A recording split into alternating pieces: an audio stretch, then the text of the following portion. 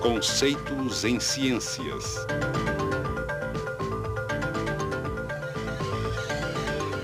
Eletromagnetismo. Teoria dos domínios. Esta bússola está respondendo ao campo magnético associado com o movimento de elétrons no condutor abaixo dela. A regra da mão esquerda para condutores mostra a relação entre o movimento de elétrons e o sentido do campo magnético. Com o polegar apontando no sentido do movimento dos elétrons, os dedos encurvados ao redor do fio indicam o sentido do campo magnético. Por outro lado, se o sentido do campo já for conhecido, a mesma regra pode ser usada para determinar o sentido do movimento dos elétrons. Como vimos nas experiências de Ørsted, uma agulha de bússola aponta no sentido do campo magnético ao redor de um condutor que conduz corrente. Assim, encurvando-se os dedos ao redor do condutor no mesmo sentido apontado pela agulha da bússola, o polegar nos dá a direção do sentido do movimento dos elétrons.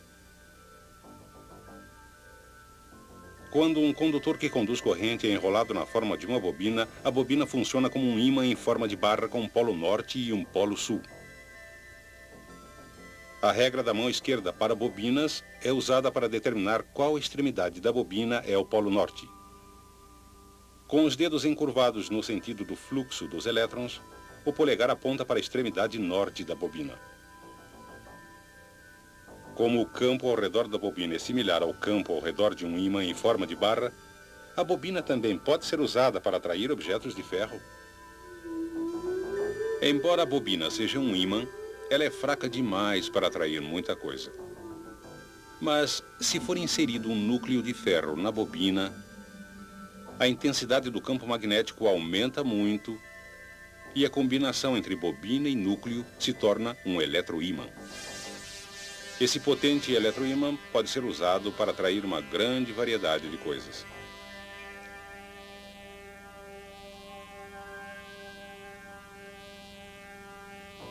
Quando a corrente que passa pela bobina é desligada, o campo desaparece e o núcleo de ferro deixa de ser magnético. Mas o que existe de especial no núcleo de ferro que faz ele magnetizar e desmagnetizar quase instantaneamente? Por que é quase impossível magnetizar cobre?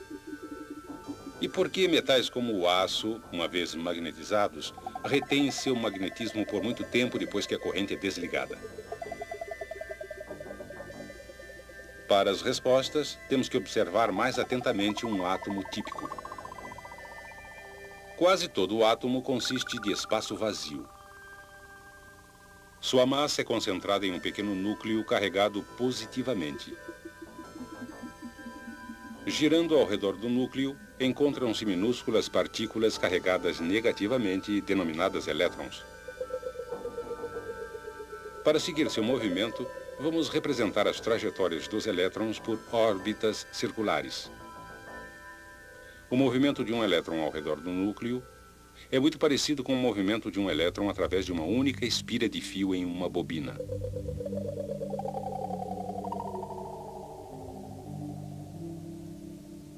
Além de determinar os polos norte e sul de uma bobina, a regra da mão esquerda para bobinas também pode ser usada para mostrar a localização dos polos para órbitas dos elétrons. Cada órbita de elétron produz um campo magnético com um polo norte e um polo sul. Entretanto, o movimento de todos os elétrons é tão ao acaso que os campos magnéticos tendem a se cancelar uns aos outros. Mas não pense que isto é tão simples. Além de se moverem ao redor do núcleo, cada elétron também gira sobre seu eixo, produzindo ainda outro campo magnético. Novamente, a regra da mão esquerda para bobinas pode ser aplicada para mostrar o sentido do campo magnético do elétron. São possíveis dois sentidos de giro, resultando em duas orientações de campo diferentes. Normalmente, os campos magnéticos produzidos por esses elétrons que giram se cancelam, da mesma maneira que são cancelados os campos das órbitas do elétron. Assim, o resultado é que a maioria dos átomos não possui um campo magnético global. Materiais consistindo desses átomos não são atraídos a ímãs. Uma exceção importante é o ferro. Um átomo de ferro tem 4 elétrons girando mais num sentido que no outro. O resultado é que seus campos não são cancelados ou equilibrados. Portanto, o átomo de ferro tem um campo magnético resultante.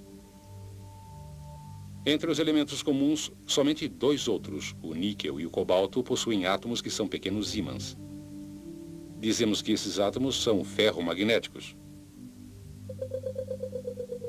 E os chamados dipolos magnéticos, significando 2 polos.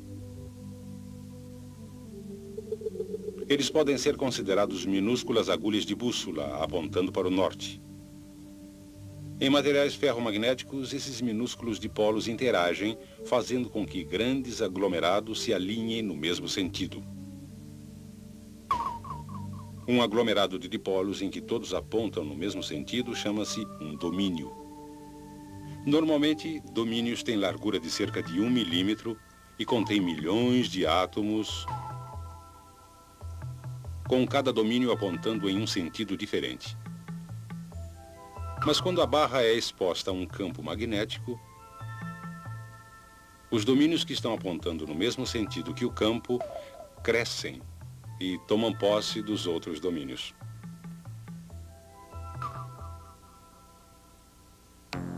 O núcleo agora possui um campo que é consideravelmente mais forte que o campo original da bobina. Quando o movimento de elétrons para,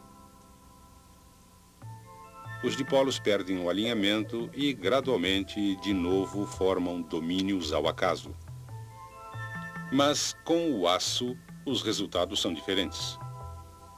Os átomos de carbono adicionados ao ferro para fazer o aço impedem que os átomos de ferro voltem a posições ao acaso quando a corrente é desligada. O resultado é que a barra de aço permanece magnetizada. Se a barra for quebrada, o alinhamento dos domínios permanece o mesmo em cada metade. E assim, cada pedaço passa a ser um ímã com 2 polos. Se batermos repetidamente em um ímã, os domínios podem gradualmente sair de seu alinhamento. Aquecer um ímã a alta temperatura também faz os átomos saírem do alinhamento, transformando o ímã em uma barra de aço comum. Quando o metal resfria, os átomos formam um conjunto de domínios ao acaso. Mas, se a barra de aço quente for colocada em um campo magnético potente e depois resfriada, os domínios formam novamente um alinhamento forte e uniforme no sentido do campo magnético. Agora, quando a corrente é desligada, os domínios permanecem alinhados e a barra de aço se torna de novo um ímã permanente. Mas o que acontecerá se colocarmos um condutor que conduz corrente em um ímã? A resposta encontra-se no princípio do motor.